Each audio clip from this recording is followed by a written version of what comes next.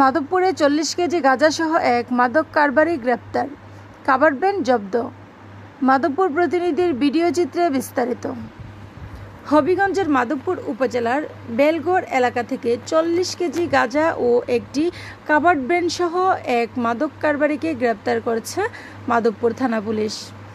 মাধবপুর থানার ওসি আবদুল্লাহ আল মামুন জানান, 24 এপ্রিল বৃহস্পতিবার বিকেলে ঢাকা সিলেট মহাসড়কের মাধবপুর উপজেলার বেলগড় এলাকায় থানার এসআই আতিকুর রহমানের নেতৃত্বে একটি অভিযান পরিচালনা করা হয়।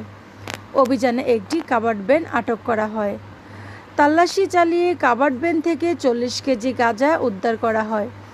এ সময় মাদক পরিবহনে ব্যবহৃত কাভার্ড ভ্যানটি জব্দ করা হয়। গ্রেপ্তারকৃত নাজমুল হোসেন নাটোর জেলার তেবাড়িয়া গ্রামের উমর আলীর পুত্র।